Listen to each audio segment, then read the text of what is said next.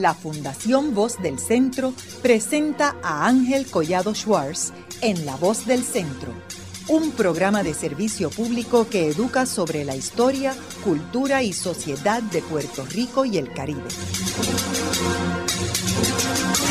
Saludos a todos. El programa de hoy está titulado La transformación del escultismo. Y hoy tenemos como nuestro invitado a Daniel Rendón, quien lleva 44 años como como escucha y es Scoutmaster de la Tropa 572 de la Iglesia Bautista de Carolina. Él es arqueólogo de profesión y estudiante doctoral de Historia en el Centro de Estudios Avanzados de Puerto Rico y el Caribe. Quiero mencionar que grabamos un programa sobre el escultismo con Julio Muriente, que más bien fue él hablando sobre su vivencia en el escultismo y cómo tuvo un efecto en el desarrollo de él como ser humano. Daniel, háblanos un poco sobre los inicios del escultismo en el mundo y en Puerto Rico. Bueno, Ángel, el movimiento Scout es un movimiento filantrópico, filosófico, que persigue la formación integral de la juventud mediante la enseñanza de valores. Eso es a grosso modo lo que el movimiento persigue. No obstante, para poder entender el contexto en el cual el movimiento desarrolla, tenemos que entender su punto de origen, que es británico.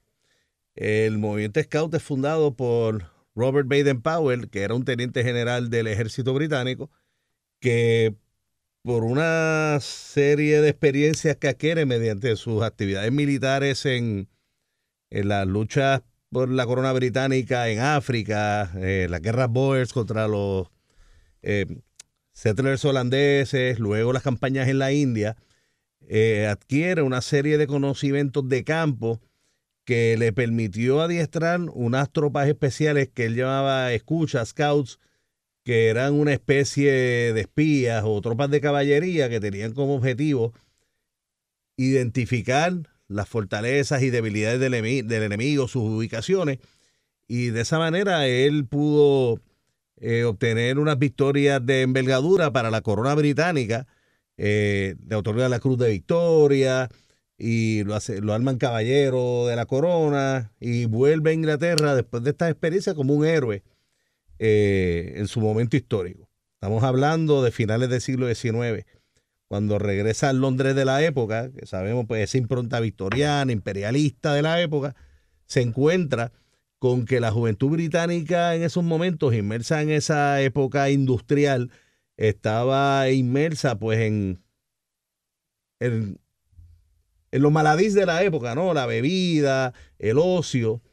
Y él pondera la posibilidad de modificar el esquema de entrenamiento que él utilizaba para estos exploradores de avanzada de sus tropas y convertirlo en un movimiento juvenil que estuviese dedicado al patriotismo, a la formación integral de la persona, pues con el propósito de fortalecer los ideales victorianos conservadores de la época. Ese fue el inicio fundamental. En 1907 él lleva a cabo un campamento experimental en la isla Brownsea, una isla que está un poco más allá de la costa británica, y pone en práctica el modelaje de esas ideas que él tenía en mente de entrenar a la juventud en destrezas de vida al aire libre y en valores, el ser abstemio, el servicio a la comunidad, el cómo valerte a ti mismo en el campo, naturaleza, el rastreo de animales. Y el campamento resulta ser muy exitoso. Y particularmente desde ese momento, Baden-Powell desafía lo que son los ideales de la época, que tenían una segregación social bastante marcada. Él selecciona jóvenes de diferentes extracciones sociales y diferentes sectores de Inglaterra, de Londres, de Liverpool, de Lancashire. Tenemos una amplia representación de juventud de la Inglaterra de la época en este campamento, y pudo probar de manera empírica que el movimiento tenía una posibilidad de amalgamar diferentes sectores de la sociedad y ponerlos a trabajar juntos en bienestar de la sociedad. Habiendo dicho eso, Baden-Powell toma un manual militar que él había escrito para soldados británicos durante sus campañas, que se llamaba A2 Scoutmastership, y lo adapta a la vida civil y lo convierte en un libro llamado Scouting for Boys o Escultismo para Muchachos. Y comenzó a venderlos en seriales como si fueran pequeños cómics, en 12 diferentes tiradas que se convirtieron en un éxito de venta en Inglaterra en la época.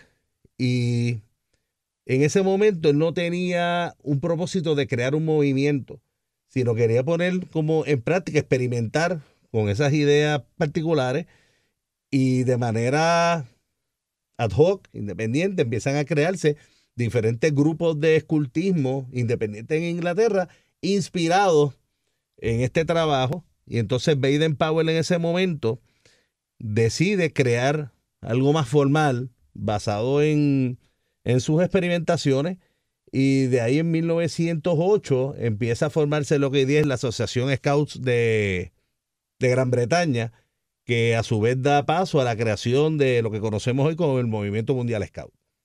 De ahí poco a poco el movimiento se va expandiendo fuera de lo que es el Reino Unido, y para el caso de nosotros, América, el movimiento llega a Chile en 1909 y luego a los Estados Unidos en 1910 por mano de William Boyce, que era un periodista de la época y originalmente vio en el movimiento Scout una oportunidad de promover sus periódicos, ¿no? A través de los nenes, que realmente no fue como que una actitud tan altruista, pero luego invirtió tiempo en el movimiento y crea una junta directiva de personas prominentes de la sociedad, Colin Livingston, Theodore Roosevelt, y entonces en 1910 se forma el movimiento Scout en los Estados Unidos de la manera que lo conocemos, y la corporación que se llama Boy Scouts of America. ¿Y Theodore Roosevelt qué tuvo que ver con los Scouts? Teddy Roosevelt, interesantemente, como sabemos que es una figura problemática, pero interesantísima a la misma vez, y Teddy Roosevelt entendía que el movimiento Scout promovía, a pesar de haber sido en Gran Bretaña, el movimiento perseguía ciertos ideales que él podía relacionar con el tema del sueño americano, ¿no? La cuestión del concepto de lo que el norteamericano llama self-reliance, este movimiento de vuelta a la naturaleza, que sabemos que Roosevelt, en el caso de Puerto Rico, es quien declara la Sierra de Luquillo como bosque nacional, que él era un apasionado de naturaleza y vio en el movimiento Scout pues una oportunidad de exponer a la juventud a este movimiento de vuelta a la naturaleza, de la autoconfianza, de emular el camino de los aventureros, de los pioneros, de los nativos americanos. Y esa es la manera en la cual el movimiento Scout poco a poco, con el apoyo de estos personajes importantes de la vida civil norteamericana, comienza a ganar terreno y expandirse en los Estados Unidos, que ya se va perfilando como la potencia mundial emergente a principios del siglo XX. En el caso de Puerto Rico, pues sabemos que luego de la invasión norteamericana en 1898, pues se da un proceso paulatino y deliberado de tratar de entender las nuevas posesiones que tenemos disponibles en términos de recursos naturales, qué puede estas nuevas posesiones aportar a esta nación, esta potencia mundial emergente. Y el movimiento Scout entonces se perfila como una oportunidad de educar a la juventud puertorriqueña en lo que ellos llamaban americanismo y patriotismo, que fue el tema emergente de los Boy Scouts en Estados Unidos durante ese primer periodo de la década de los 1910 y 1920. El movimiento, de manera formal, se funda en Puerto Rico en 1927, cuando se constituye el Concilio de Puerto Rico de los Boy Scouts of America, desarrollado pues por mayormente norteamericanos que eran parte del gobierno norteamericano de la época, comerciantes y algunos criollos que estaban interesados en de vincularse más a lo que se entendía que en el momento era la corriente progresista de la época. Pues Estados Unidos se perfilaba como un adalid del progreso, y Pues era natural pues que la clase dominante entendiera que los scouts representaban en cierta manera una manera de educar la juventud en los valores del momento. Y en el 27 se crea el concilio, pero se sabe por la documentación histórica que hemos recabado que desde el mismo 1910 ya se habían formado tropas scouts en Puerto Rico en los centros urbanos más poblados, Arecibo, Ponce, San Juan, Guayama, y debemos entender cuando vemos esta documentación y vemos la formación de estas tropas iniciales que corresponden pues, a los centros urbanos que están bien asociados al tema de la caña, pues, que era el cash crop fundamental en esas épocas. Así que en sus inicios el movimiento Scout lo vamos a vincular con los temas de poder económico de la época, de la afluencia, y desde el inicio el movimiento Scout en Puerto Rico fue dirigido en esa época inicial de 1910 por un individuo que fue enviado desde los Estados Unidos para que sirviera como comisionado insular. Herbert Schaefer, él era un graduado de la Universidad de Cornell y era uno de los ejecutivos de la Puerto Rico Steam Lines. O sea que era una persona que estaba bien envuelta en el devenir económico del país y se dedica a ir formando tropas en Puerto Rico y generar un programa de vida al aire libre cónsono pues con las políticas del movimiento norteamericano, darle cohesión a la situación.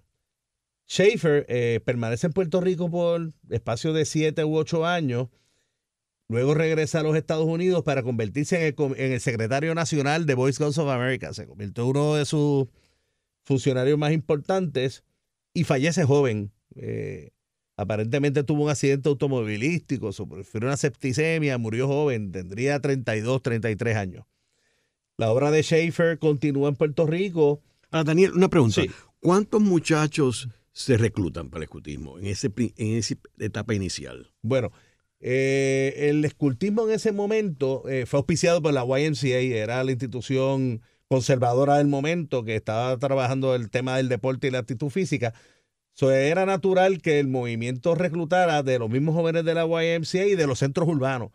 Yo estimo que al momento, 1910, la década de los 20, deberían haber en Puerto Rico, según he leído, tal vez 5,000 escuchas aproximadamente, y esos números van creciendo a medida que el movimiento pues, va ganando un foothold en la isla con el apoyo de instituciones como la Iglesia Católica, las iglesias protestantes, clubes como los Elks, los Rotarios, ciertas escuelas privadas.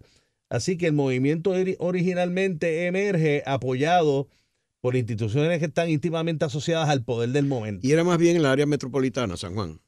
San Juan y los centros económicos más importantes, Arecibo, Guayama, Mayagüez, Ponce. Okay. Sí había tropas en otras poblaciones aisladas, pero cuando ves el mapa de Puerto Rico, la ubicación de las tropas y contextualiza el periodo histórico en el que estamos inmersos, pues claramente ves que son los centros de actividad fundamental de la caña.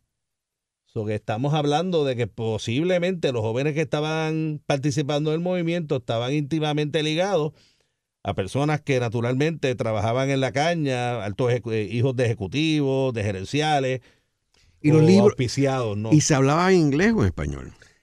El movimiento, siempre los manuales en ese momento fueron en inglés, y cuando nosotros vemos los comunicados de Schaefer en esa época, pues se enfatizaba en que el propósito del movimiento en el país era enseñarle los valores de americanismo y patriotismo, aparte de enseñar self-reliance, ese concepto que es difícil de definir en español, que tal vez sería independencia personal, y el tema de la vida al aire libre, en el cual los Boy Scouts se convierten en pioneros, porque el tema de la recreación al aire libre en Puerto Rico no era uno de vigencia.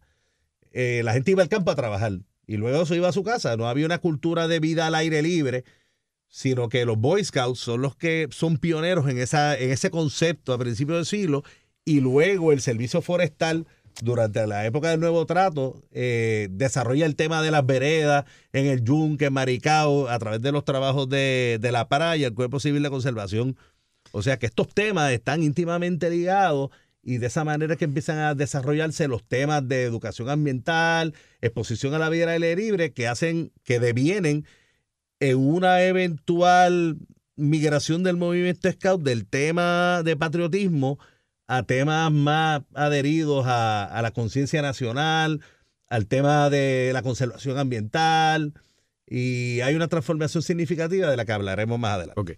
Ahora, yo quisiera, para beneficio de nuestros radioescuchas, enmarcar esto que está hablando nuestro invitado, Daniel Rendón, sobre el escutismo en Puerto Rico y cuando surge aquí a principios del siglo XX, con lo que estaba surgiendo en Puerto Rico a raíz de la invasión de los Estados Unidos en 1898.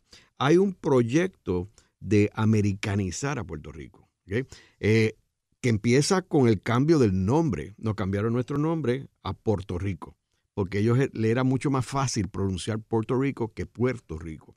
No es hasta luego, bajo Córdoba Dávila, que se recupera el nombre de Puerto Rico. Pero durante todo este primero parte del siglo XX, éramos Puerto Rico. Segundo, que teníamos un gobernador americano, estadounidense, que era, si bien era civil, después de la ley Foraker, eran personas que venían, en muchos casos, de las Fuerzas Armadas. Vemos que, de hecho, el primer gobernador civil es un exsecretario del Navy, ¿okay? Que es irónico. O sea, que lo hizo fue cambiar el uniforme, como si usted coge un muñeco de Clark Kent y le pone, lo viste de buzo y después lo viste de soldado. Pero en realidad era el mismo norte, porque Puerto Rico estaba a cargo, o sea, la agencia que estaba a cargo de Puerto Rico era el Departamento de la Guerra. Lo del Departamento de Interior no es hasta en la década de los 30, cuando pasa el Departamento del Interior, 34 creo que es. Y entonces, ¿qué sucede? Pues tenemos todo esto enmarcado dentro de un proyecto de americanización que incluía lo que tú dijiste ahorita, la YMCA, un proyecto americano, incluía abrir unos hospitales que fueran una alternativa al auxilio mutuo, que era el principal hospital español, y se crea el hospital presbiteriano ligado a la iglesia presbiteriana. Vemos las iglesias aquí protestantes, episcopales, que se empiezan a expandir durante esta época para combatir la iglesia católica que estaba relacionada con el gobierno español. También las escuelas, donde se empiezan a establecer unas escuelas en Puerto Rico, que la vemos todavía aquí, la arquitectura esta neoclásica, que es típica de la arquitectura de la época en Estados Unidos. Y las vemos, las Lincoln, las vemos muchas, particularmente las que están en Puerto Tierra, Santurce, en la Escuela Central de Santurce, que tienen todas estas arquitecturas neoclásicas. Y entonces también tiene que en aquel momento se había cambiado la agricultura de Puerto Rico, que Puerto Rico era un país autosuficiente y se convierte en una economía de monocultivo del azúcar, que es lo que estamos hablando ahorita, y entonces destruyen toda nuestra agricultura. Así que también la policía crea una especie de cadete de jóvenes de la policía, también con la cuestión de militarizarla. Quiero decirle que todo los profesores traen una cantidad de maestros de Estados Unidos a enseñar inglés, porque era el idioma oficial, que ellos querían convertir el inglés en el idioma oficial. Obviamente todo eso fracasa y no es hasta la década de los 30 cuando irónicamente Theodore Roosevelt, como gobernador de Puerto Rico, que es el hijo del que era presidente, él llega a la conclusión de que Puerto Rico es una nación separada y es una cultura separada. Y él dice, no voy a decir si los americanos somos mejores que los puertorriqueños somos mejores a los americanos. Somos distintos, y de hecho escribió un libro sobre esto, donde él dice que hay que respetar que Puerto Rico no se va a convertir en una sociedad americana. Puerto Rico es un país diferente en términos de nación y de cultura. Así que quiero enmarcar todo lo que estamos hablando de escutismo dentro de este escenario que está sucediendo. Ahora, ¿qué pasa cuando viene Franklin D. Roosevelt, viene el nuevo trato? ¿Cómo empieza a evolucionar? Y ya Puerto Rico ya no está bajo el Departamento de Guerra, está bajo el Departamento de Interior. ¿Cómo empieza a evolucionar el escutismo en Puerto Rico? Pues el movimiento empieza a evolucionar de ser un movimiento. En realidad el escutismo siempre ha tenido una inspiración militar por su origen, pero siempre de alguna manera se ha distanciado del marcialismo militar. Los uniformes al principio eran bien parecidos a los de los Doughboys de la Primera Guerra Mundial, el uso del sombrero 4 pedradas, los pantalones de bombacho, y con el paso del tiempo el movimiento fue transformando su uniforme a uno más habituado a la vida al aire libre. Pero esto fue una transformación que tomó muchos años, hasta llegar al uniforme actual, que uno lo mira y definitivamente no es un uniforme militar. Pero en los años 30, a medida que se empiezan a implementar las políticas del nuevo trato, el movimiento Scout comienza a adquirir un cariz más visible en la sociedad. Por ejemplo, en el periódico El Mundo, los Scouts empiezan a tener una columna semanal en los cuales los mismos jóvenes empezaban a promover o hablar acerca de las actividades que las tropas llevaban a cabo en los pueblos. Y cuando haces ese análisis te das cuenta de que en lugar, evidentemente había aún un énfasis en el tema del patriotismo, pero empiezas a ver una migración hacia el tema de la vida al aire libre. Por ejemplo, los scouts de Arecibo se fueron al bosque estatal de Cambalache a practicar encender fuego sin fósforo. O la tropa tal está llevando a cabo un proyecto de servicio para ayudar a los menesterosos en tal lugar. Así que estamos viendo que ya el movimiento poco a poco va adquiriendo un sabor local.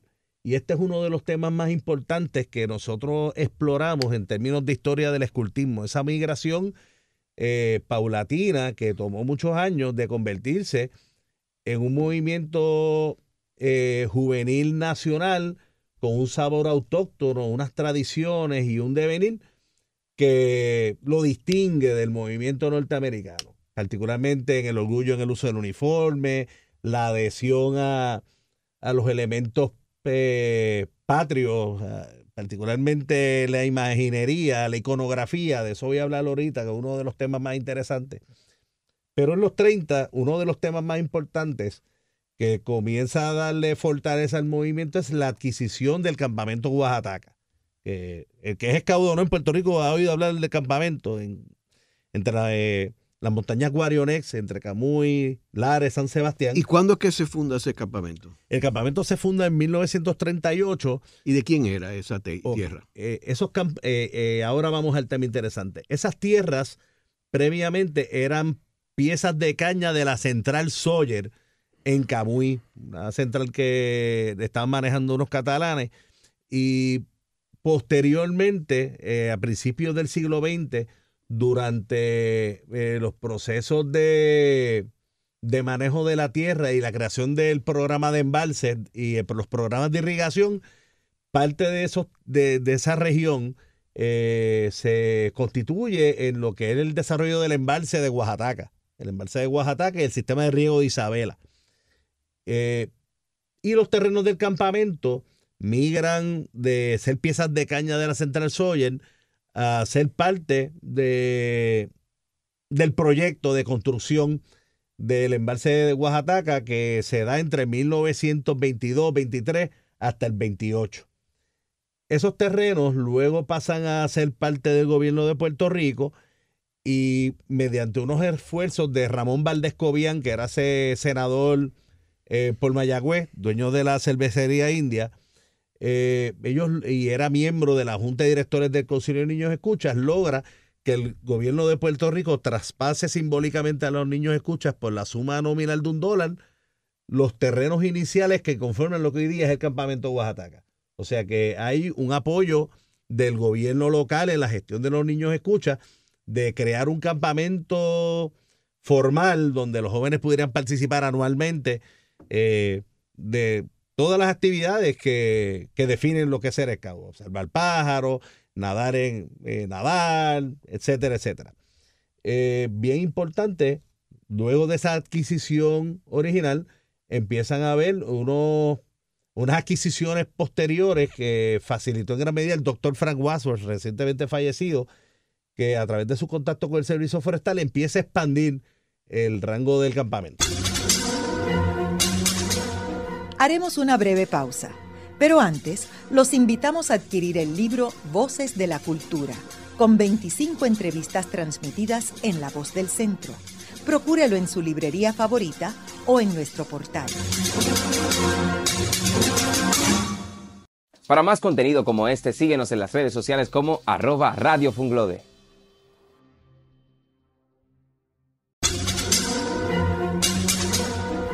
Continuamos con la parte final de La Voz del Centro con Ángel Collado Schwartz. Pueden enviarnos sus comentarios a través de nuestro portal www.vozdelcentro.org. Continuamos con el programa de hoy titulado La transformación del escultismo. Hoy con nuestro invitado Daniel Rendón, quien es arqueólogo, estudiante de doctorado de Historia del Centro de Estudios Avanzados de Puerto Rico y el Caribe, y lleva 44 años como niño escucha. Quiero mencionar que cuando tú comentaste sobre las escuelas privadas, etcétera, pues yo estudié en una escuela de monjas americanas en Santurce, y había una tropa de Boy Scouts y de Cub Scouts. Y yo en mi escuela secundaria, primaria, recuerdo haber participado como cobito, Cub Scout, con mi primo hermano, y de hecho mi tía era la den mother. Y recuerdo muchos detalles, y haber ido también al campamento de Oaxaca. Pero recuerdo que había toda una cuestión de americanizar a los muchachos. Obviamente yo estaba en una escuela americana, de monjas americanas. Y entonces recuerdo que había que recitar el Pledge of Allegiance, igual que en la escuela, había que hacerlo también. Y cuéntanos, ¿cómo evolucionó eso? ¿Todavía el Pledge of Allegiance to the Flag of the United States todavía se sigue dando? No. Este es uno de los temas más interesantes que podemos explorar en el escultismo puertorriqueño, y en mis indagaciones históricas he podido, y en mi experiencia, he podido observar cómo el movimiento esclavo en Puerto Rico en tiempo y espacio ha ido viviendo una transformación en la cual el movimiento, a pesar de trabajarse en Puerto Rico bajo el auspicio de Boy Scouts of America, ha adquirido una personalidad muy propia, muy criolla, muy nacional, y que nos distingue. Y para eso hay que entender qué estuvo pasando en Puerto Rico de los años 30 en adelante. Que yo podría decir que esa es la época formativa, esa década de 1910 hasta posiblemente la Segunda Guerra Mundial, el principio de la Guerra Fría. Durante ese periodo los Scouts pues estuvieron bien activos apoyando al gobierno insular en los temas de la venta de bonos de guerra, recoger aluminio, participar de los blackouts durante la Segunda Guerra. Estuvieron bien activos en esos temas. El campamento Oaxaca crece, se expande con el apoyo del doctor Wadsworth y la impronta del servicio forestal. Eso es un tema importantísimo que abona grandemente al desarrollo de la identidad nacional de los Boy Scouts. Posteriormente, durante la Guerra Fría, el movimiento va adquiriendo un desarrollo ulterior en la producción de materiales de adiestramiento para los jóvenes, particularmente en el tema del liderato juvenil, manuales técnicos para que los jóvenes aprendan la destreza de pionerismo, de naturaleza, de astronomía, ornitología, que el movimiento va adquiriendo poco a poco, va pasando de ser una formación más informal a una de mayores oportunidades de los jóvenes explorar sus posibilidades de carrera, de pasatiempo, a la misma vez que se enfrascan en las actividades de servicio comunitario. Uno de los temas importantes que yo he podido observar, y mediante la conversación con participantes del movimiento en diferentes épocas, es que de los años 60 en adelante el movimiento empieza a impregnarse naturalmente de los eventos que acaecen a nivel mundial y en los Estados Unidos en particular, asociados pues a la guerra de Vietnam, derechos civiles, y esto es uno de los temas importantes que quiero tocar en la mañana de hoy. Llega un momento en que se empiezan a dar unas preocupaciones a nivel internacional en el escultismo de si el movimiento en realidad es atractivo para los jóvenes. En Inglaterra, la Organización de Scouts Británica escribe un documento que se llama el Advanced Party Report, 1968-69, donde están explorando la temática esta de que Boy Scouts are square, de que el ser Boy Scout era anticuado, que representaba unos valores anacrónicos y de cómo el escultismo se iba a adaptar a los tiempos. Y entonces este think tank de líderes seleccionados empiezan a desarrollar lo que ellos pensaban eran unas alternativas para modernizar el movimiento Scout, entre las cuales estaban crear secciones de niños menores de 7 años, liberalizar el uso del uniforme, transformar el movimiento de uno de vida al aire libre a uno más centrado en la ciudad. Y esto trae unos resquemores en los tradicionalistas que entendían que el movimiento, según desarrollado por Baden-Powell, era la alternativa, el de vuelta a la naturaleza, el de los valores conservacionistas. Y el sector conservador de los Boy Scouts responde con un black paper en 1970 que establece cuáles son las soluciones para que el movimiento mantenga su tradicionalismo y atraiga jóvenes del inner city a la práctica escultista, ¿no?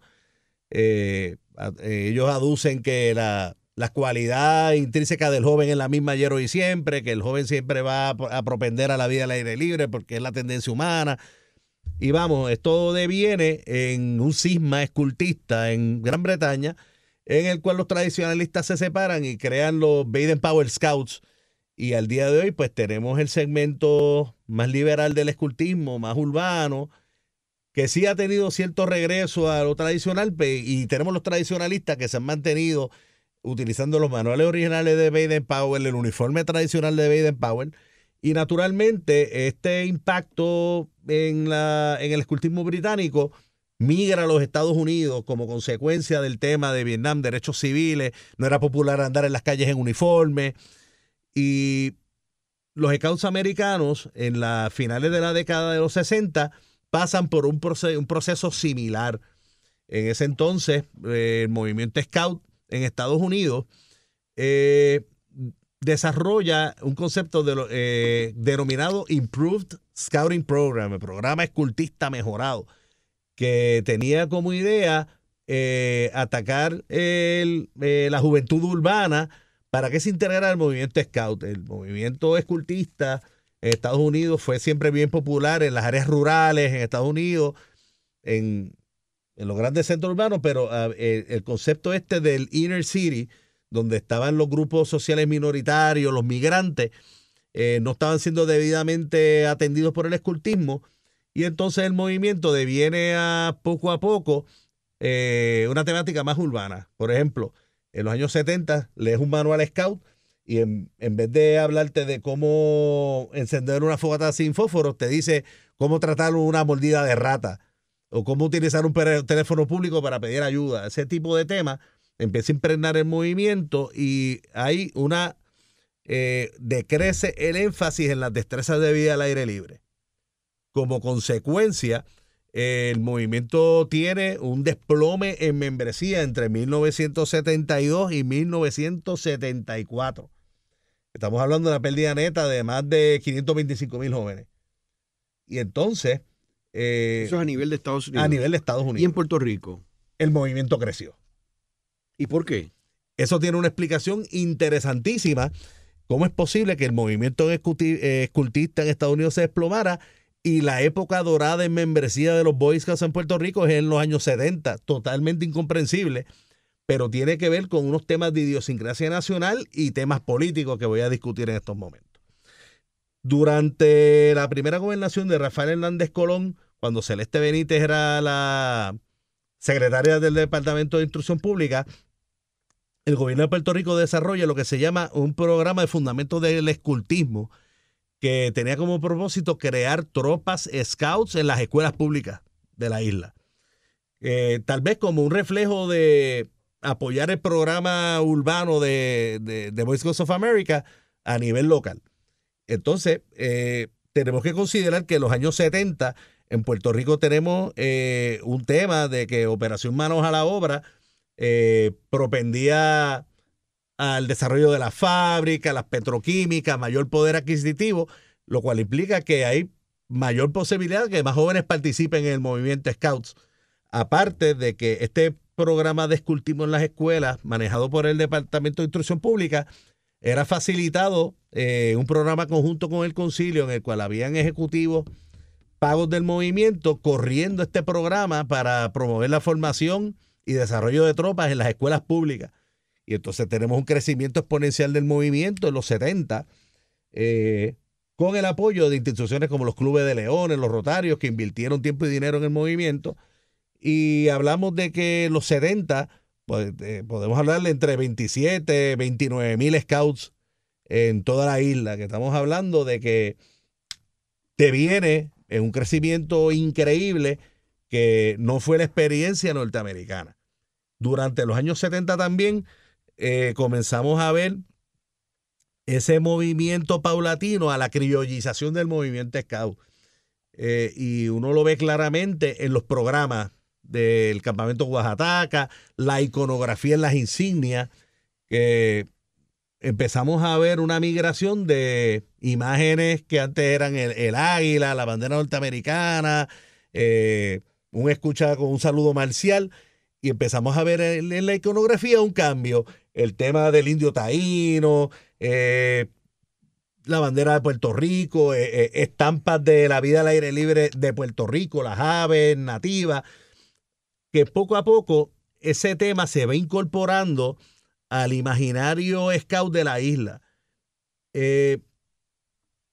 Uno de los temas importantes que pasó, que se representa en este tiempo, es que hubo un grupo de scouts de la Orden de la Flecha, que es una hermandad de acampadores de honor que hay en los scouts, que toman la decisión de, con la anuencia de la Organización Nacional, cambiar las ceremonias indígenas de la orden del tema nativo americano estadounidense al tema del indio taíno. Y esto fue una de las grandes transformaciones que tuvo el movimiento. Y en eso estuvo envuelto Beco Saya, que trabajó en WIPR, era actor, tradicionalista, Walter Murray Chiesa, toda esta gente tuvo que ver en este tema. Y es uno de los esfuerzos importantes de integrar el tema de la criollización, del sentimiento nacional, a la práctica del movimiento scout en Puerto Rico. Y de ahí poco a poco empezamos a ver visitas a Puerto Rico de scouts de países hermanos, de Venezuela, de la República Dominicana. Incluso en algún momento, después de la revolución, hubo scouts cubanos que se integraron al movimiento scout en Puerto Rico, y esto enriquece la experiencia, ¿no? De que el escultismo puertorriqueño es un animal diferente, tal vez caribeño. Es interesante que entiendo yo que en este periodo es que se empieza a dar este desarrollo de una identidad scout puertorriqueña diferente.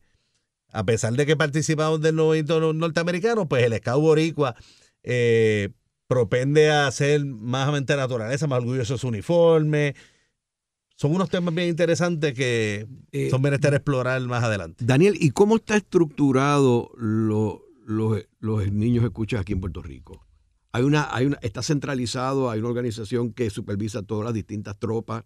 Correcto. En Puerto Rico, el movimiento scout es dirigido administrativamente por una entidad llamada Concilio de Puerto Rico de los Boy Scouts of America. Ellos tienen sus oficinas en Guaynabo. ¿Y ellos están a cargo del campamento? Ellos están a cargo del campamento Oaxaca y tienen la isla dividida en 6 distritos. Un distrito en San Juan, Ponce, Mayagüez, Arecibo, Caguas. ¿Y esto es parte de Estados Unidos? Claro, exacto. El Concilio de Puerto Rico tiene un charter o una carta constitutiva del Concilio Nacional de los Boy Scouts en Texas. Ahora, ¿y cómo afecta? Es como si fuera una franquicia, no una subsidiaria.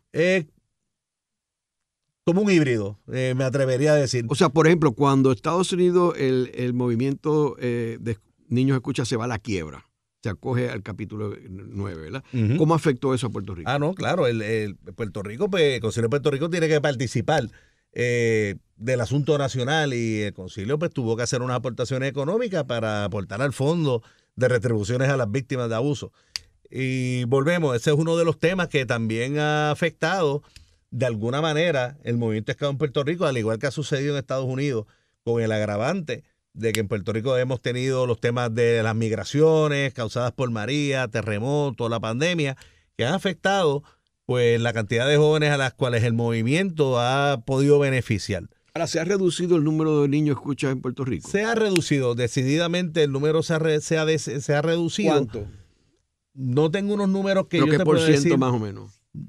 Honestamente, en cuanto a números, como no estoy envuelto en esos niveles, no te sabría decir, pero sí te podría decir que en unas áreas ha habido un repunte a medida que la situación se ha ido normalizando y puedo decir que el Concilio sí ha tomado unas medidas para intentar hacer el movimiento más accesible a la juventud y por supuesto el movimiento se nutre mayormente y con significancia de la labor voluntaria. Nosotros, en mi caso, yo soy producto del movimiento Escucha, soy Eagle Scout, crecí en el movimiento desde niño y sirvo como voluntario en la tropa donde yo crecí, como un agradecimiento por lo que recibí de él. Al igual que yo, hay muchas personas que, estando en el movimiento o no, reconocen que el escultismo abonó significativamente a sus vidas, definiendo su carácter, la carrera que iba a estudiar, sus intereses personales, los valores que son universales. Eso no le pertenece a Estados Unidos, no le pertenece a Puerto Rico. Son valores universales: el amor al prójimo, el servicio a la patria, el tratar bien al prójimo, el cuidar de la naturaleza, el cuidar de tu cuerpo, de tu espíritu, que son temas universales que abonan al engrandecimiento del ser humano. No importa más adelante en tu vida lo que tú hagas, si devienes en político, en astronauta, en vendedor de hot dogs, que busques ser la mejor versión de tú mismo. Yo creo que es lo más importante que Escultismo ha hecho. Y como tema adicional, que ha sido un esfuerzo importante que han hecho los niños escucha ante las crisis, particularmente la del tema del abuso sexual, que pienso que no es inherente a los Boy Scouts. Eso ha sucedido en toda organización donde dijo, en las iglesias, en las escuelas, pero a los Boy Scouts ser el movimiento más visible, naturalmente pues va a tener más exposición. Y es importante mencionar el tema de la inclusión de las jovencitas en el movimiento que tradicionalmente fue masculino. Hace 5 años, pues este tema surgió y se integraron las niñas. No había las Girl Scouts. Las Girl Scouts siempre han existido en Puerto Rico, pero son un movimiento aparte del movimiento masculino. Ha habido siempre una relación, pero ellas por su lado, nosotros por el nuestro, pero ahora el movimiento Scout, que tradicionalmente fue masculino, permite que hayan tropas de niñas, de Scouts de niñas. Y funcionan tropas de niñas, tropas de niños. Las manadas de cobitos tienen la alternativa de ser single gender o pueden ser mixtas, pero en las guaridas, que son los grupos más pequeños, guaridas de niños, guaridas de niñas. Y el programa de Venturing, que es un programa de jóvenes adultos, pues ya ese es un programa coeducacional. O sea, los Cub Scouts todavía siguen. Sí, los Cub Scouts todavía siguen. Otra pregunta, en términos de la internacionalización, tú hablabas de que este es un movimiento británico, surge como un movimiento británico originalmente. Y yo sé que hay unas conferencias anuales donde participan distintos países del mundo. ¿Puerto Rico participa en esas conferencias? Sí, claro.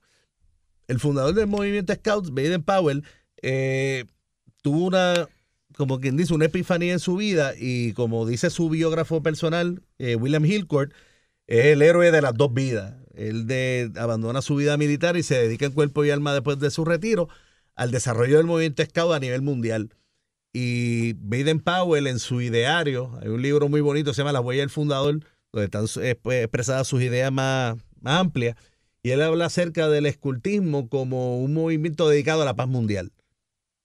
Esa es la idea general, que el mundo pueda trascender las guerras, las diferencias y devenga la paz. Y este tema viene desde la formación de la Liga de las Naciones, la Primera Guerra Mundial, y durante ese tiempo es que el primer Jamboree Mundial se lleva a cabo en Londres en 1923, si la memoria no me falla, y Baden Powell en ese momento, en ese Jamboree Mundial, lleva como reto a la juventud que participó de ese Jamboree, representantes de diferentes organizaciones alrededor del mundo, a luchar por la paz mundial.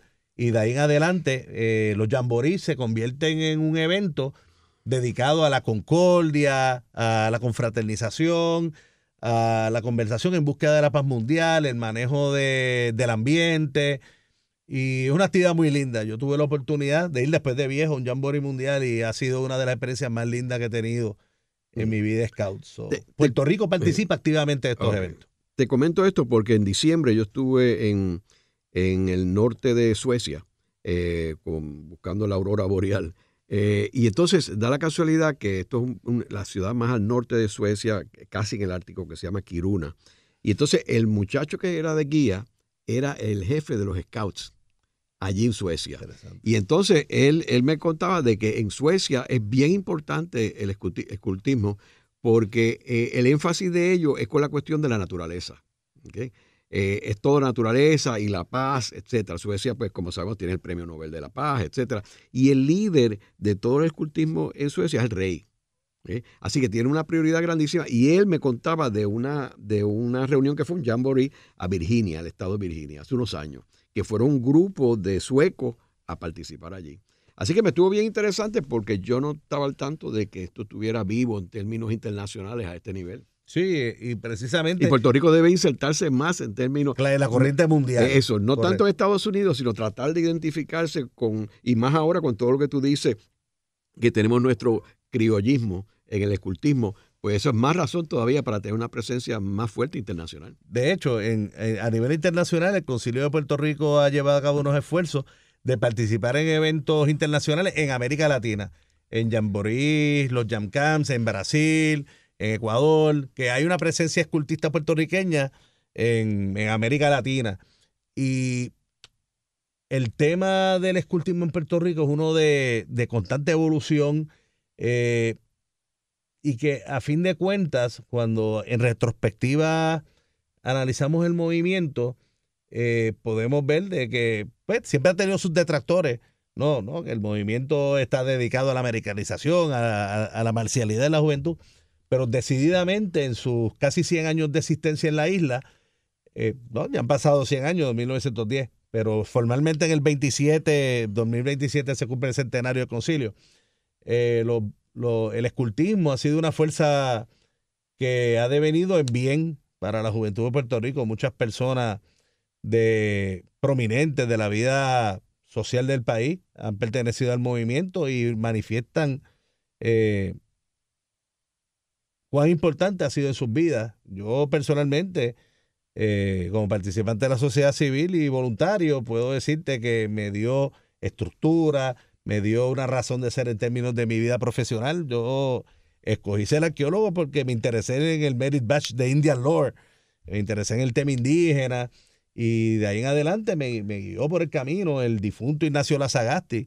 Fue un gran mentor en mi vida como Boy Scout y me cogió de chamaco y me educó, y así fue que llegué al tema de la arqueología y llegué al centro. Así que historias como la mía hay muchísimas de los compañeros que se han dedicado al trabajo científico, como gasónomos, como ornitólogos, como geólogos, que comenzaron inspirados por el Dr. Wadsworth y terminaron trabajando en el Servicio Forestal, o se terminaron trabajando en el Departamento de Recursos Naturales, o son científicos de la Universidad de Puerto Rico.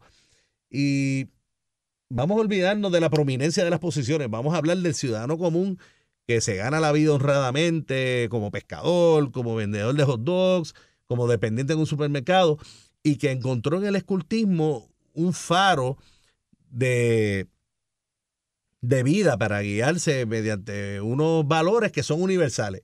Estemos en la Cochinchina o estemos en Brasil, son los mismos. El scout promete cumplir con sus deberes para con Dios, con la patria, ayudar a sus semejantes en todo momento, mantenerse físicamente fuerte, mentalmente alerta, moralmente recto. Y los valores de la ley scout, un scout es honrado, leal, servicial, amigable, cortés, bondadoso, obediente, alegre, honrativo, valiente, limpio, reverente. Vamos, que tal vez en el mundo actual, 2024, aparente ser square o anticuado, pero una persona que vive de acuerdo a esos valores no es una buena persona. No es el tipo de persona a la cual quisieras estar asociado profesionalmente en tus espacios de solaz. Claro que sí. Y eso es lo que el escultismo está persiguiendo hacer en la sociedad. Transformar, poner a la gente a pensar fuera de la caja, entender de que nosotros no estamos solos en este mundo, sino que somos parte esencial de la sociedad y tenemos una responsabilidad vicaria de servir, que es lo que el movimiento Scout quiere hacer, transformar el mundo una persona a la vez. En el programa de hoy hemos discutido la transformación que ha tenido el escultismo en el mundo y en Puerto Rico, vemos que de haber tenido un enfoque militarista y de americanizar a Puerto Rico, se ha transformado a otro tipo de movimiento. Tenemos que señalar que es un movimiento que comienza, su origen es en Gran Bretaña, no en Estados Unidos, y que más bien ahora el objetivo es enseñar respeto a la naturaleza, proyectos de paz, tolerancia, igualdad, compañerismo, con un elemento de actividad física, y la cuestión de poder superar las adversidades e incomodidades, que es todo esto lo que son los campamentos, etcétera. Así que un movimiento que cumple ahora sus 100 años, en el 1927 en Puerto Rico, y que se ha transformado al igual que se ha transformado en distintas partes del mundo. Gracias, Daniel. Siempre un placer. Esta ha sido una producción como servicio público de la Fundación Voz del Centro. Los invitamos a sintonizarnos la próxima semana a la misma hora. Y recuerden que pueden adquirir el libro Voces de la Cultura en su librería favorita o en nuestro portal. Si te gusta este contenido, no olvides suscribirte, activa la campanita, comenta y da like.